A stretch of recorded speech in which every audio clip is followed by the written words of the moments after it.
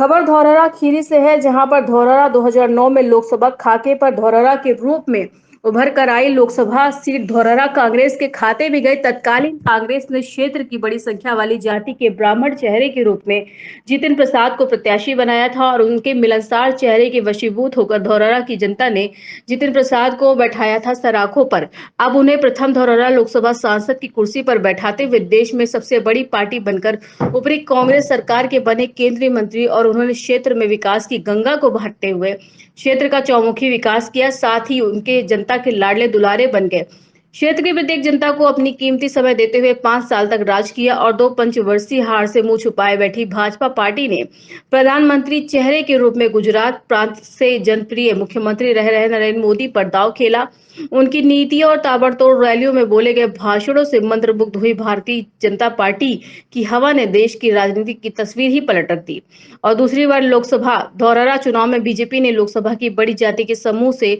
रेखा वर्मा पर भरोसा करते हुए प्रत्याशी बनाया। मोदी की धुआंधार रैली बैटिंग धुआंधार में भाजपा पार्टी ने देश में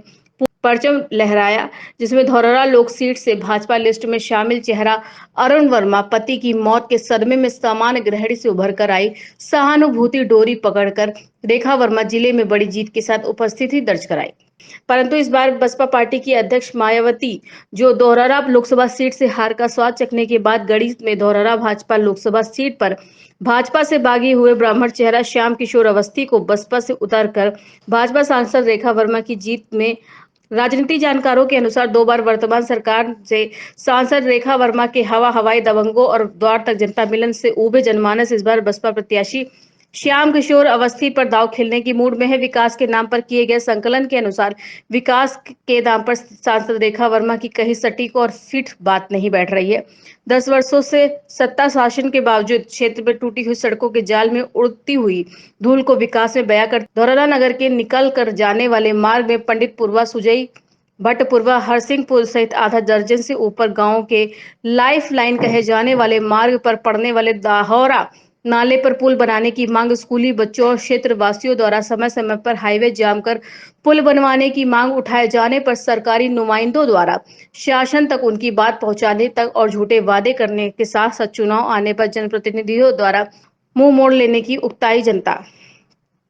आपको बताते चले जिससे क्षेत्र की जनता में हर्षोल्लास की बयार लगने लगी है। परंतु पार्टी में अपनी धमक बनाने में कामयाब रही सांसद रेखा वर्मा की आगे उनके प्रयास जीरो साबित हुए और लोकसभा भाजपा प्रत्याशी के रूप में अपने नाम पर उन्होंने जीत तो दर्ज करा ली, लेकिन पार्टी के सूत्रों के अनुसार सांसद रेखा वर्मा और धौरहरा से हटाने पर जातिगत बगावत आड़े आ रही है। जितिन को यहां से हटाने के बावजूद भी भाजपा पार्टी की समस्या खत्म नहीं हुई है, क्योंकि बसपा ने इस बार खेला ब्राह्मण काट। कहीं भाजपा के जातिगत समीकरण की उलझन में